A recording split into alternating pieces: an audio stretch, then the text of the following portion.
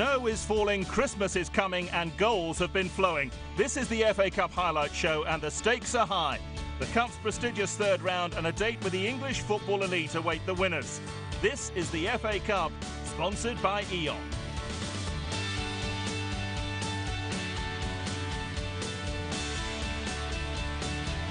Coming up, Dover Athletic are packing them in. Can Aldershot spoil the party? FC United face the Seagulls. League One leaders Brighton are firm favourites. Non-league big spenders Crawley hope to prove their pedigree against Swindon. And can AFC Wimbledon overcome Stevenage and finally reach the third round? Dover Athletic's Crabble ground hasn't seen many days like this. The third round beckons and all vantage points are taken for the visit of Aldershot. Our commentator Richard Kaufman has a slightly better view. Forward by Fish. Up to the diminutive Birchall. Comes down to Cogan, Hunt, Birchall, spinning! Well, sight on goal, and the Dover fans know it was the right man on it when the chance came his way. Got away from his marker, beautifully hit.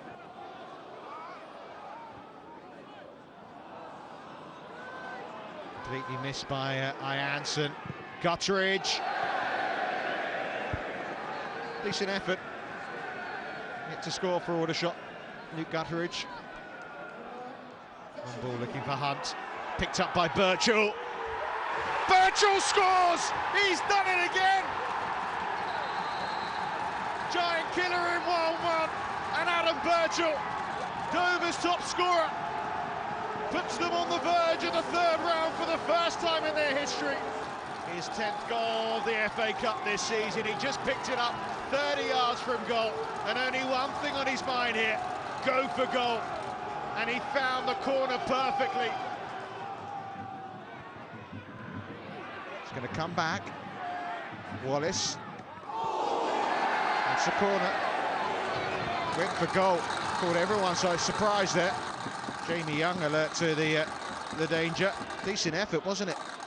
Oh, they do have tired legs, Dover. They've got something really here to play for. And with Birchall on the ball, could be more danger here for Aldershot. Birchall on another one of those runs, and I think that was heading wide anyway, but Jamie Young wasn't sure and palmed it away for a corner. But Birchall is causing no end of problems. Fabulous run here. Comes off Birchall, gets it back. Birchall looking for another here. Got support if he needs it and uses it. Cogan. Birchall didn't get hold of it. Well, they're looking for that second killer goal, aren't they, Dover? And Cogan here almost provided it for Birchall. No real power behind the shot.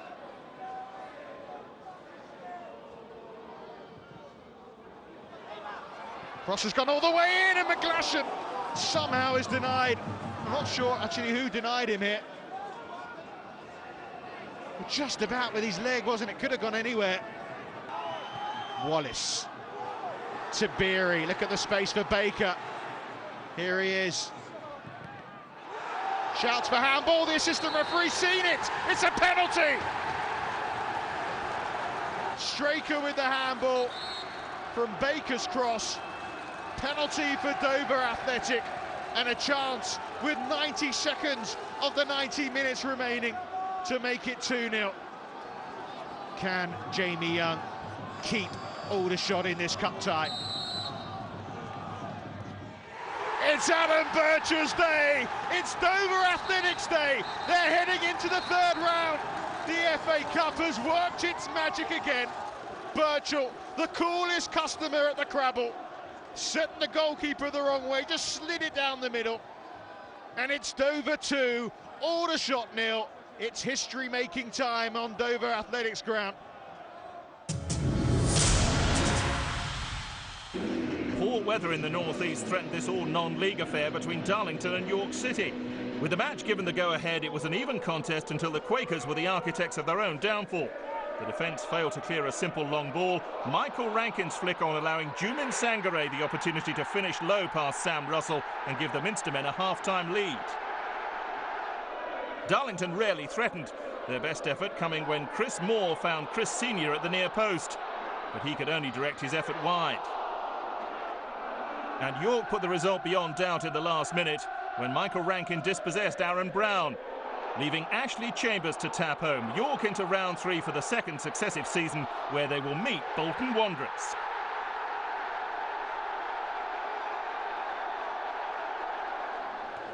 Charlton required a replay to overcome Barnet in round 1, and they face another tricky replay at non-league Luton following this draw at the Valley. The League One promotion hopefuls took the lead in the 6th minute. Kyle Reid's cross found an unmarked Joanne Yinser in the box, and the striker powered home an unstoppable header. Luton almost equalised when Matthew Barnes-Homer's long-range effort had Rob Elliott beaten, but his cracking shot bounced back off the woodwork. The Hatters' pressure was rewarded on the half-hour when Simon Francis tripped Amaury Morgan-Smith in the box to concede a penalty.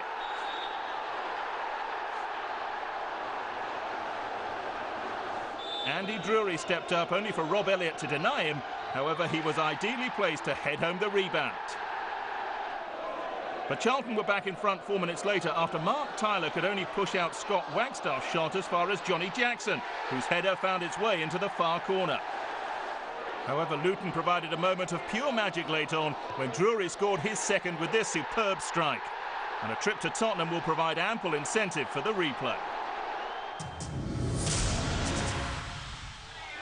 FC United have brought plenty of romance to the Cup so far, but League One leaders Brighton would be their toughest test yet. Commentary from Kevin Keatings. Kyle Jacobs seems to have settled after the shaky first 25 minutes. The right back and captain in by Rocker. This is Norton. And the shot's in! Oh, what a shot! Nick Platt with the goal. And would you believe it? Non-league FC United of Manchester have the lead at Brighton and Hove Albion. Held up well here by Norton. Set it up for Platt. And no mistake. Totally against the run of play, but it's Brighton 0, FC United 1. Whipped in well by Bennett, free header in there, and it's wide by Sandaza. What a chance. Good shape about FC United out of possession again.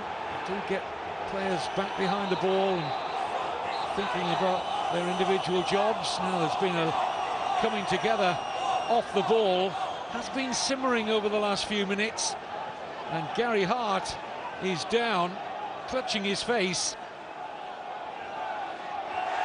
Straight red. Scott McManus sent off. Brighton plenty forward.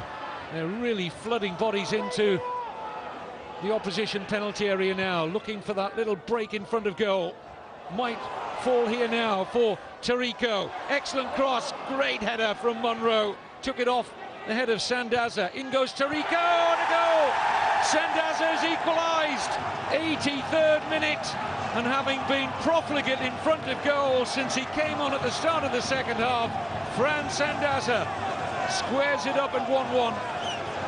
Tarico's header was a good one. And Sandaza alive to the situation. 1-1 at the Withdean. It's a poor attempted clearance from Monroe. It's a tired-looking clearance, that. Is he going to pay the price? Here's Tarico. Oh, and off the line. And would you believe it? The man who made the mistake, Monroe, was on the goal line to clear. Astonishing. This is Sandaza. Barnes. Sandaza. Awful challenge. Penalty. It was a terrible challenge from Carl Monroe on Sandaza.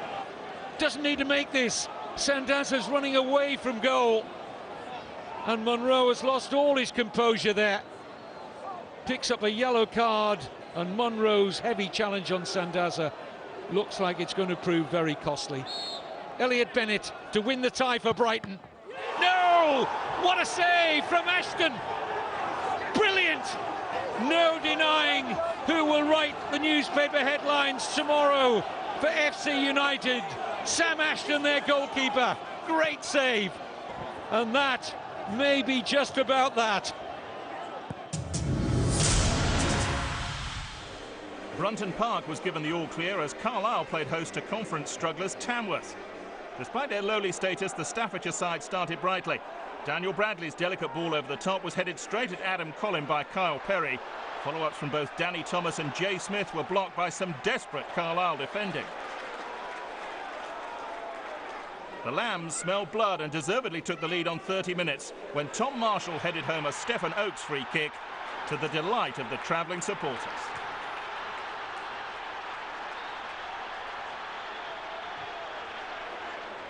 Carlisle improved after the break and found themselves level 5 minutes after the restart. James Berrett's shot from distance came back off the post, leaving Gary Medine to tap into an empty net. Confounding the odds, though, Tamworth made it 2-1. Stephen Oakes again involved, his curling free kick coming back off the post. Danny Thomas reacting quickest before braving the freezing pitch with his celebration. Tamworth were looking good to reach round 3 for the 3rd time in their history, until Carlisle cruelly snatched an equaliser with only 4 minutes remaining. Francois Zoko in the right place to force home Ben Marshall's low cross. And in the dying seconds, James Chester glanced home a dramatic winner to break Tamworth hearts and send Carlisle into the 3rd round.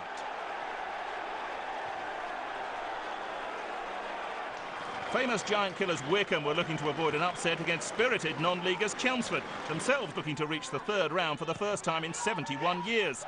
However, they fell behind when Scott Rendell steered the ball home, following a long-range effort from skipper Gareth Ainsworth.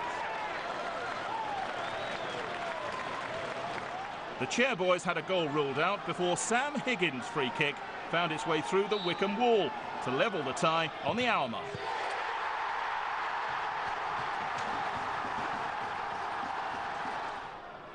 "15 minutes later and Wycombe regained the lead. Kevin Betsy's inviting cross was controlled by Rendell and he finished from close range for his 8th goal of the season.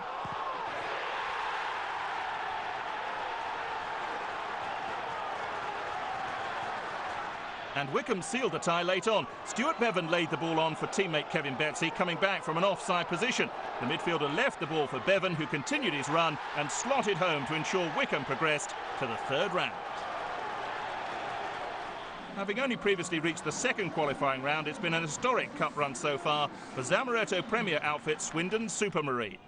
Standing in their way of a lucrative place in round 3 were League One high-flyers Colchester United, but it was the Wiltshire Minnows who almost took a shock lead. Ben Wells threw ball finding Chris Allen, who dragged his effort agonisingly wide of the post. 30 seconds later and Supermarine paid for that miss as Colchester moved through the gears to take the lead.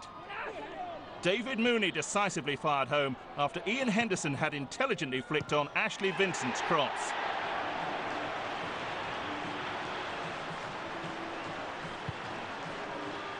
Supermarine were always in the tie and they had a golden opportunity to level the match early in the 2nd half. Midfielder Jamie Gosling making space for himself, but his shot came back off the post. And there was to be no fairy tale. Colchester hung on. However, the Marine fans stayed on to show their appreciation for a brave effort.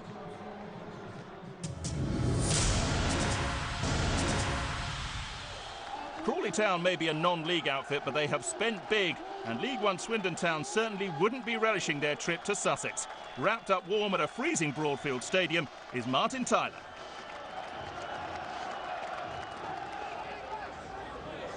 Rose. Now Ritchie. Met by Mills, but not decisively. And that could have been, well, just the right man in the right place for Swindon. Charlie Austin. One touch to control, the second wasting no time to sweep it. He hoped goalwards, but it just kept on rising. Petticoat. McGovern. Just see again, he was just struggling to get his balance back, and he's probably one of the guys who is better balanced. Oh, and it's a fine shot. Oh, it's hit the post maybe twice. Ritchie beating Kuipers. I thought it might have hit the post and come back and hit the goalkeeper again. But we'll see here. Yep, that's exactly what did happen. McGovern. Well, it wasn't the worst ball in. And Austin goes down. He came round the back and very nearly pinched the lead for Swindon. Typical contribution from John Paul McGovern. But a good save by Kuipers, his best moment of a scratchy first half. Wilson.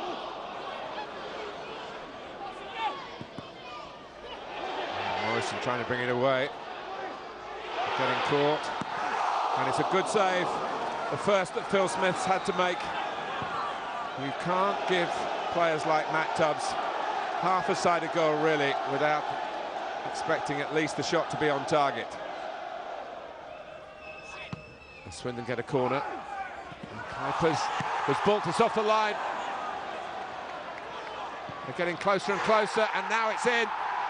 And put away with customary efficiency by Charlie Austin. Possibly Kuipers being blocked off. Smith made sure it didn't go over the line. Austin made sure that it did.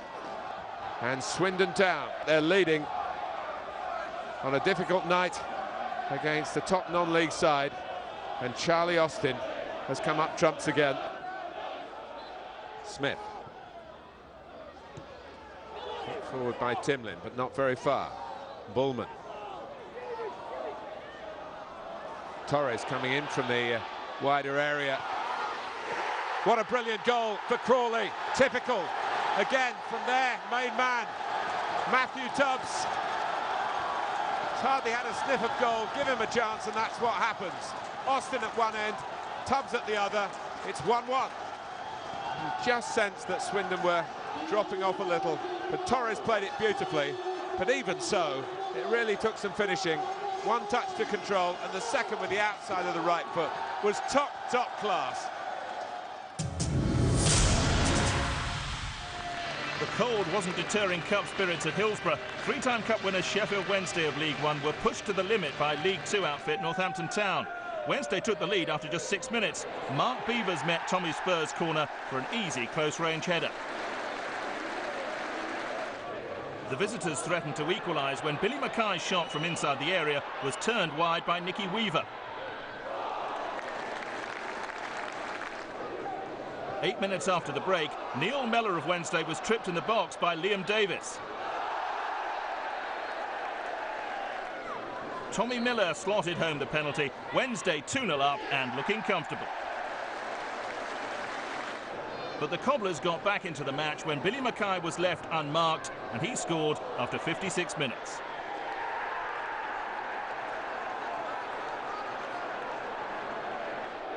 In a frenetic end to the game, Paul Rogers impeded Mellor, and another penalty was awarded.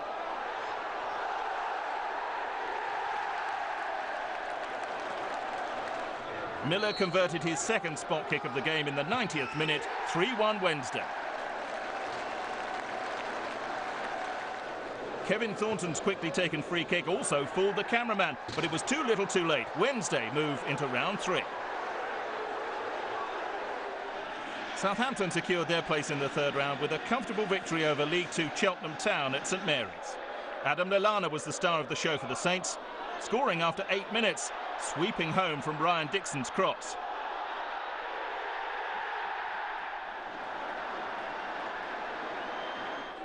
The highly rated England under-21 star then turned provider, firing in the centre for Brazilian Gully de Prado to head home 5 minutes into the second half.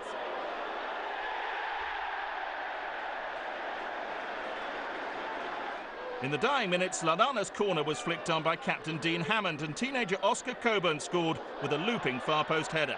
Premier League opposition for them next as Blackpool head to St Mary's. Macclesfield of League Two travelled to Yorkshire to face Huddersfield. Perhaps they wish they hadn't bothered, as they were up against a resurgent Terriers side who powered into the third round emphatically, after only just losing their coach Steve Black on Friday.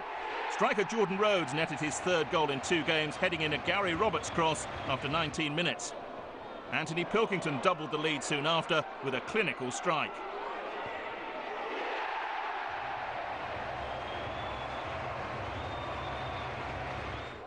Benik Afobe made it 3-0 by toe-poking through goalkeeper Jose Vega's legs in first-half stoppage time. The intensity didn't let up after the break, with defender Jamie McComb turning in a 49th-minute Graham Carey corner at the near post.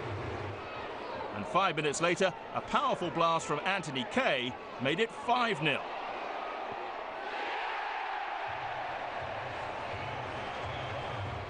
And finally a goal which epitomised Macclesfield's dismal afternoon. 73 minutes on the clock when Paul Morgan's poor back pass allowed Pilkington through, and he squared for Gary Roberts to tap in. Final score 6-0 to Huddersfield.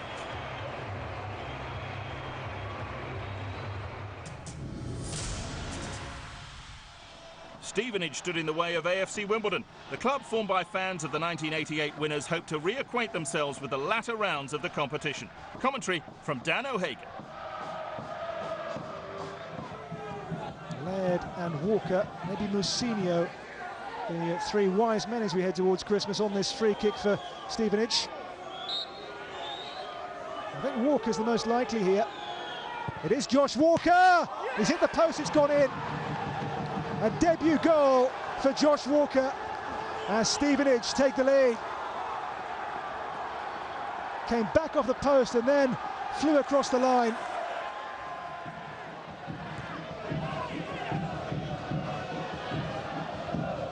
Sammy Moore's header's going to fall short. Now here comes Laurie Wilson. Here comes Stevenage. Laurie Wilson shot deflects, and a good save too there from Brown. Had to get back and readjust his balance and footing to make the save here from Laurie Wilson. Clatters away off the back of Bush. That may have been creeping into.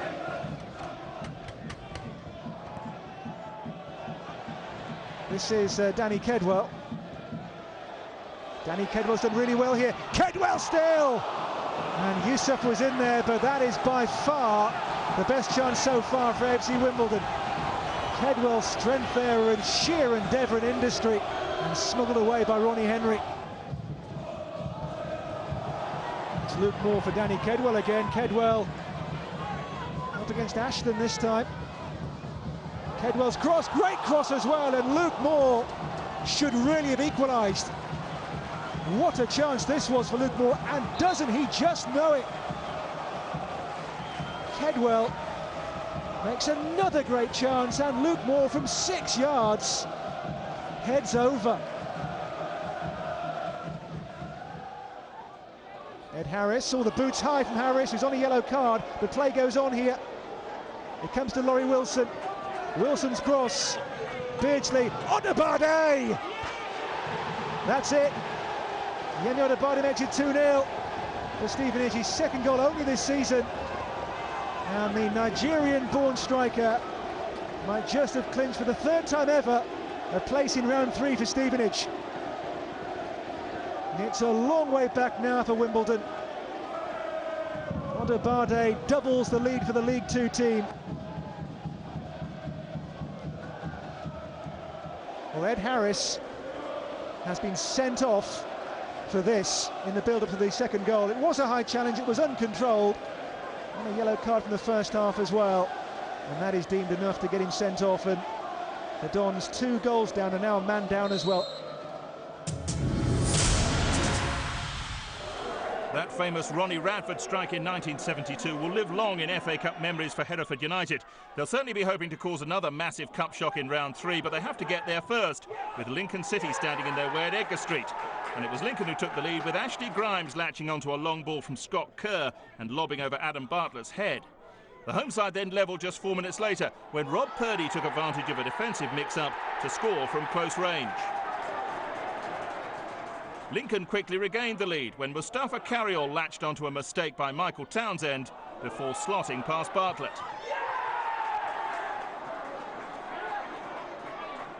2 minutes before the break, Hereford were awarded a penalty for handball against Adam Watts. They should have levelled again, but Joe Anyon made a fine diving save to stop Stuart Fleetwood's spot kick. With 5 minutes remaining of the game, Hereford were facing a cup exit until they were awarded another penalty, this time Watts fouling Fleetwood. Mattia Mansé made no mistake and sent Anion the wrong way, forcing a replay at Sincil Bank. It was a battle of League Two as Burton hosted high-flying Chesterfield. The latter going into this as slight favourites, sitting 10 places above Albion in the league. But the home side took the lead after 12 minutes. Aaron Webster turning and finishing smartly with his left foot, latching on to John McGrath's free kick. Russell Penn's beautiful pass gave Jack Magamar the opportunity to double Burton's lead. He made no mistake, 2-0 after 22 minutes. Chesterfield substitute Jordan Bowery set up some late drama, scoring in the 90th minute for the Spyrites. However, the comeback was short-lived, as James Collins broke away after inevitable Chesterfield pressure. He didn't decide to hold the ball up in the corner. Instead, he curled it in with style to send Burton into the third round of the Cup for only the 4th time in their history. A worthy reward as well, with Middlesbrough next at the Pirelli. Time to recap the results. 3 matches to update you with. Port Vale beat League Two Accrington Stanley 1-0. Peterborough defeated Bury 2-1 and now have a trip to Craven Cottage to look forward to. Torquay overcame Walsall. Luton and FC United live to fight another day, whilst Tamworth and Chelmsford's brave resistance was broken. Their dreams on hold for another year at least. Swindon Supermarine's run was curtailed by Colchester, and Crawley will fight to the last in their replay at Swindon Town, with the added incentive of a tie at home to Derby should they get through. Sheffield Wednesday, Huddersfield and Stevenage progress. Both Hereford and Lincoln's names go into the hat, and Burton won the Derbyshire bragging rights against Chesterfield. Congratulations to the 13 sides who booked their place in round 3. The FA Cup's continuing allure prevails. Premier League participants next up. We'll see you then.